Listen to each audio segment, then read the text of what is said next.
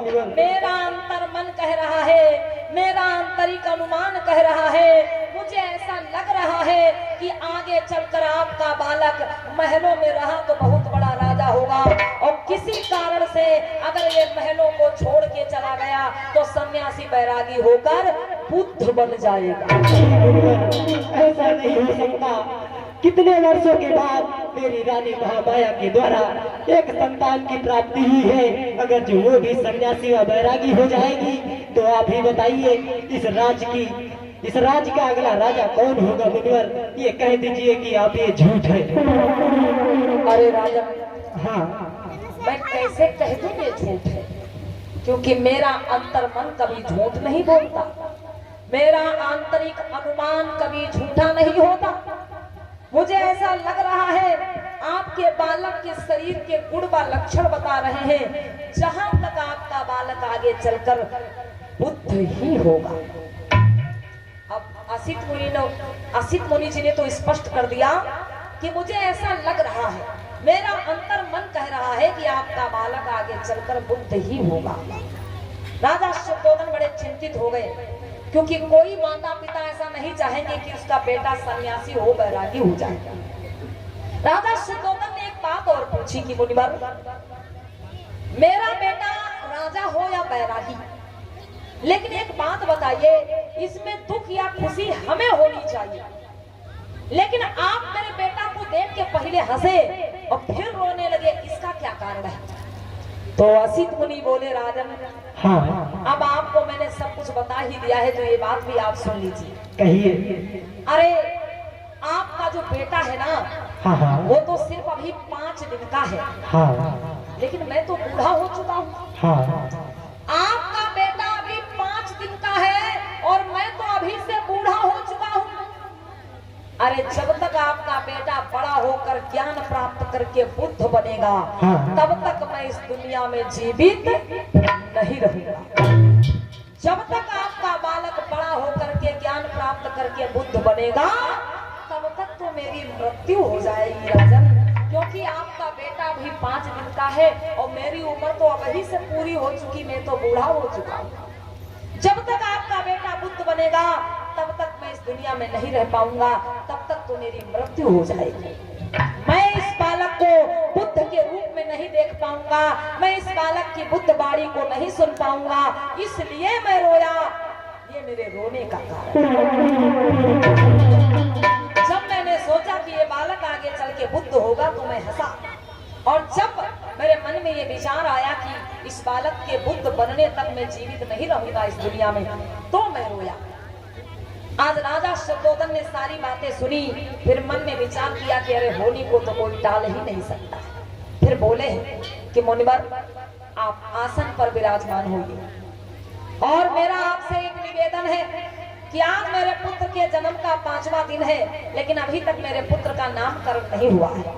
ऐसा करिए, आप मेरे पुत्र का नामकरण कर दीजिए, आपकी महान कृपा होगी। असित मुनि जी ने कहा, ठीक है, आप तैयारी करो, हम आपके बालक का नामकरण करेंगे। मंत्री जी। जी महाराज। जल्दी से तैयारियां की जाए। हाँ महाराज। और पूरे नगर में ये ऐलान कर दो। ठीक महाराज, आराम कर रहे हैं। मंत्री जी, हम आराम की बात नहीं कर रहे हैं, हम कह रहे हैं पूरे नगर में ऐलान कर दो। ऐलान मतलब ढिंढोरा पिटवा दो। हम तो बड़ा खुश हो गए, हम तो हमारे खड़े खड़े पैर फिरा महाराज की दया आई गई, लेकिन महाराज की दया ना आई है। चला महाराज, ठीक, हम ऐलान कर दे। हाँ, कि आज मेरे पुत्र का नामकरण होने के लिए जा रहा है। हाँ महाराज। और हर कोई नामकरण में शामिल हो। जी महाराज।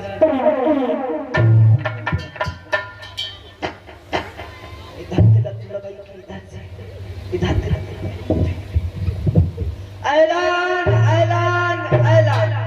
सभी कपिलवस्तु राजवासियों को सूचित किया जाता है कि जो महाराज शुद्धोधन को पुत्र रत्न की प्राप्ति हुई थी, उसका आज 5वां दिवस, और 5वां दिवस ही बहुत दूर से आए हुए संत असित मुनि जी के द्वारा उस बालक का नामकरण होने के लिए जा रहा है। तो सभी कपिलवस्तु राजवासियों को सूचित किया जाता है कि नामकरण में अवश्य भाग ले। और महाराज ने भंडारे की व्यवस्था की है। उसमें उमा जानती का मिली चाउमीन, बर्गर, बतासा और फिंगर, पिस्ता। और भैया अब दादी तुम जरूर आए हो, तुम्हारे लिए तो पता लग छेले की रसगुल्ला बन गई। ठीक, हाँ दादी के लिए हलवा बनवायो तब तो दादी खाए पिए। हलवा ना, दादी के लिए रसगुल्ला हलवा सब बनवाए। डबल मिली दादी, आयो जरूर। जब पूछो दादी आई है।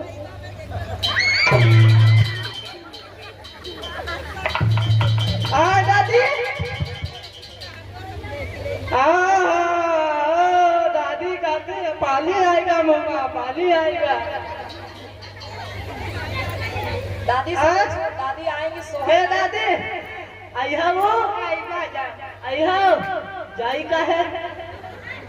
देखो दादी धीरे धीरे बेने की डाली मत की।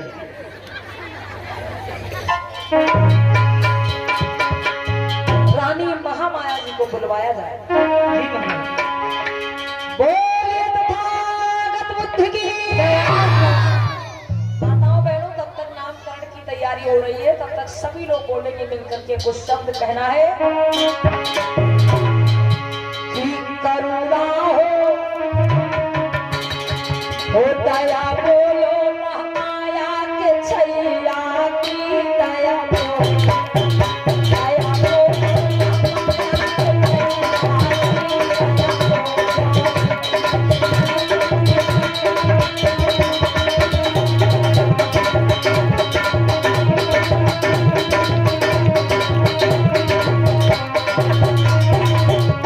बोलो बच्चों, ऊंचे ऊंचे हाथ उठाओ, ऊपर हाथ उठाओ, हाँ सब, और तालियों के साथ कहना है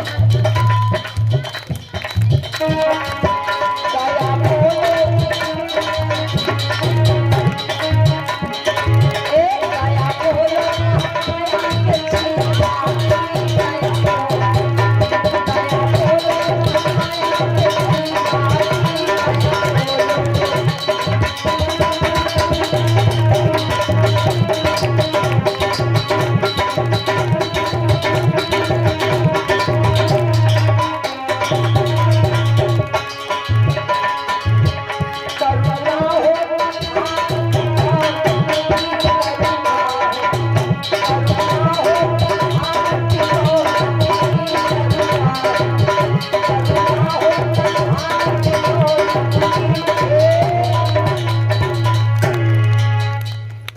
मंत्री जी,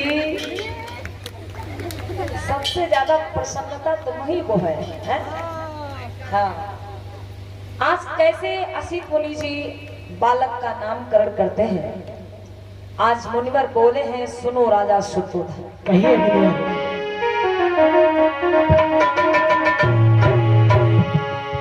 कि ये पूजा पूजा हे राजा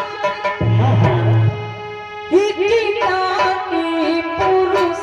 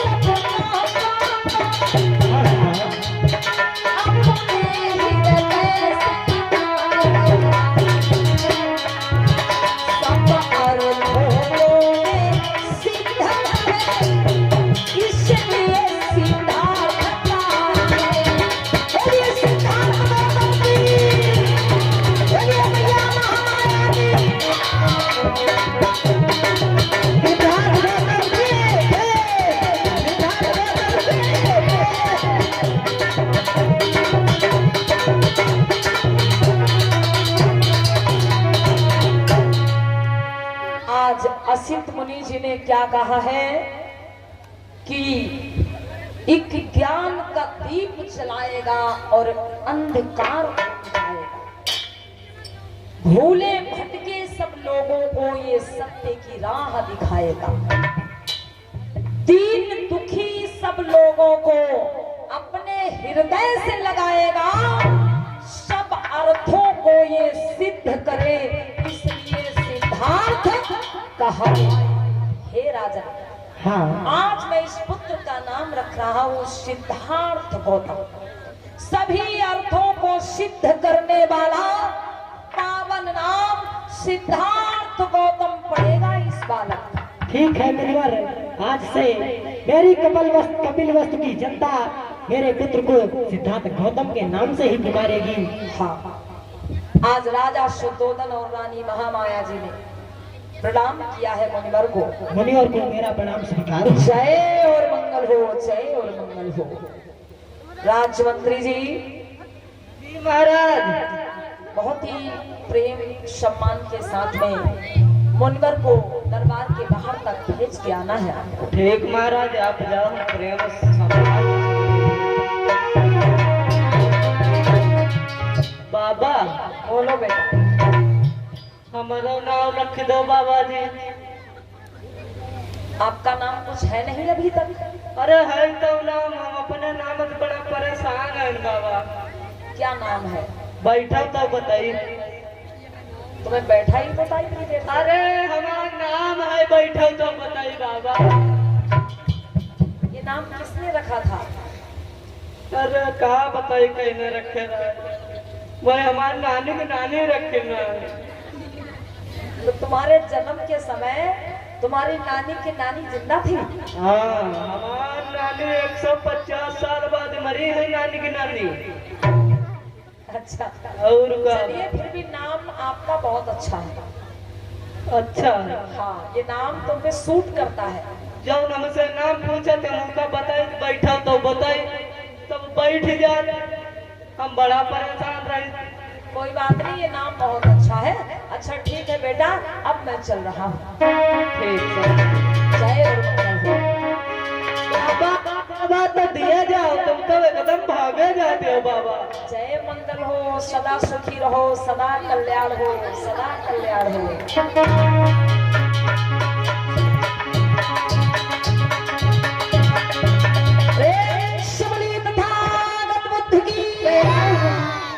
माताएं बहने, सिद्धार्थ गौतम का नामकरण उनके जन्म से कौन से दिन हुआ? जन्म के